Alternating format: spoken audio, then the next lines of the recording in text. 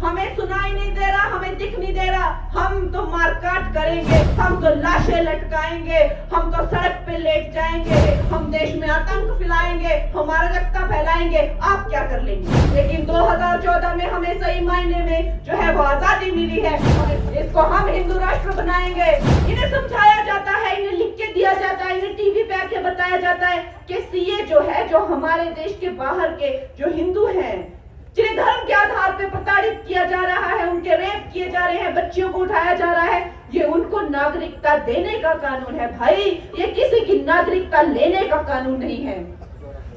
लेकिन वो लोग कहते हैं हमें कुछ समझ नहीं आ रहा, हमें सुनाई नहीं दे रहा, हमें दिख नहीं दे रहा। हम तो मारकाट करेंगे, हम तो लाशें लटकाएंगे, हम तो सड़क पे लेट जाएंगे, हम देश में आतंक फैलाएंगे, हम अराजकता फैलाएंगे। आप क्या कर लेंगे?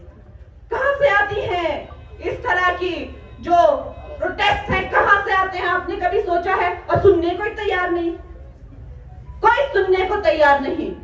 ये सब अंतरराष्ट्रीय साजिशें हैं दोस्तों। तो ये जो कांग्रेस है, ये आप कतई मत समझना कि इसके ये जो कार्टून है, जो कभी चांद पर आलू उगाना चाहते हैं, कभी लोकसभा पे जो है प्रधानमंत्री जी की गोद में बैठ जाते हैं और उनको मोहब्बत की दुकान खोलकर उनको पकड़ लेते हैं, उनको छुड़ाया जाता है कि भाई ये लोकतंत्र का मंदिर है, ये लोकसभा है, आप इस तरह के काम नहीं कर सकते। तो फिर वो जाते जाते एक आंख मार के जाते हैं। कौन भूल सकता है वो बचकानी हरकतें? कौन भूल सकता है वो बेवकूफी की वो शक्लें? हम नहीं भूल सकते। तो दोस्तों, हमें लगता है वो एक तरह से कार्टून है और इनसे कुछ नहीं होने जाने वाला, ऐसा कदापि मत समझिए। पिछले विधानसभा चुनाव में 68 सीटों में हम मात्र 32,000 वोटों से रह जाते हैं।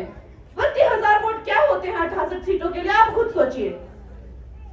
जब राम स्वरूप जी जीते थे तो 4-5 लाख के वोटों से जीते थे, लेकिन जब सेम उपचुनाव होते हैं, सेम कैंडिडेट के साथ होते हैं, तो हम 5-6 हजार वोटों से हार जाते हैं।